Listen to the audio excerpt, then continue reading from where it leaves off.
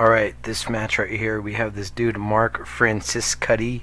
Not sure if I'm saying his name correctly, don't want to butcher it, but anyways, it was the first time I seen this guy compete, and I have to say I was really pleased and enjoyed his antics, his walkout.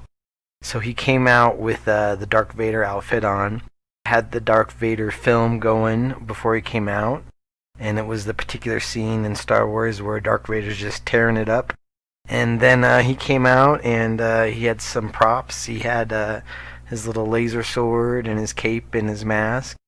And he took a dude out with the sword, and then he went over to his opponent and put his sword on his neck as well, as if he was going to take him out too. Now, a lot of people don't like that kind of stuff, especially some of the old jiu-jitsu guys, the old school players. You know, it's all about the jiu-jitsu, the respect of jiu-jitsu.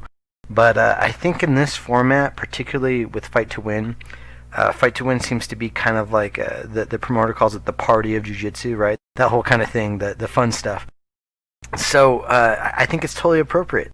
I think it's totally appropriate for this kind of venue, this kind of platform. And not only is it fun and gives it more of a kind of a show appeal, like a WWE, but also, I think the idea of coming out as Darth Vader and using his sword on taking a couple people out, a couple of the actors, and then going over to his opponent and doing that to him right before the fight, I do believe it does have an impact.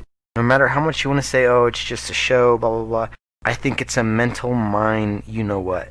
I think mentally it's not that he's bullying his opponent, but he's definitely implementing some kind of I'm gonna get at you or you're next, some type of intimidation, mental game warfare, which is awesome. I think it's great.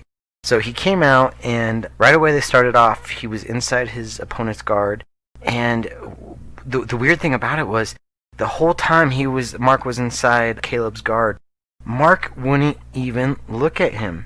He was just looking around, looking at everybody but him. It was almost as if he didn't even care. He was sitting there much like a lion would be sitting in the jungle, like, no big deal, totally comfortable, it's all good, you can't do anything to me, I'm completely relaxed. I mean, he was inside his guard doing that, not even looking at him, so which was cool. I love that as well. He was just kind of like, again, maybe that's a little bit of mental warfare, or maybe that's how he rolls in particular, because he's such a kinesthetic jiu-jitsu guy, I don't know. But he was doing that, and another thing I liked about it was he attempted and achieved, he was success, the guard pass while on his knees. And the reason why I thought that was great was because right now it seems to be like the popular thing, you know, to be standing. No one passes the guard on the knees right now. The big trend seems to be, you know, you got to pass standing. And I like that this guy didn't do that. He passed on his knees, which is old school style.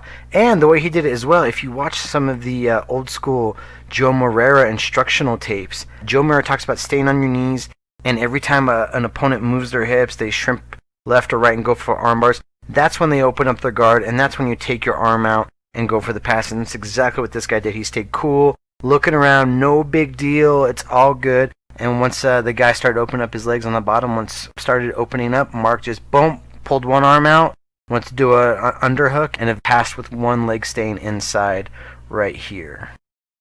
So immediately, once he got his leg out and passed, he went right around to the other side, almost as if he was going to a north and south position, but all the way over to the other side of crossbody. And so when he did that, he immediately grabbed his opponent's collar, palm up, palm facing up, underneath the armpit, right here. He hooked right in there.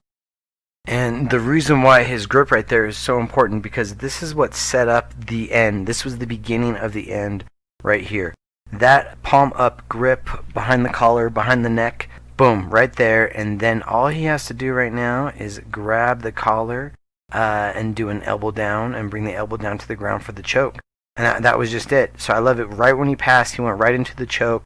It was very smooth, and he had some trouble getting it at first, so he kept on putting his knee on his opponent's head to try to, you know, create space, but he got it within seconds. And I thought it was a great submission. I thought it was smooth. I like this guy. I'd never seen him before. This is my first time seeing him, but I'm definitely going to be watching him, definitely going to be checking him out. And whenever I see him on the card, I look forward to seeing him. So let's move on to the next match.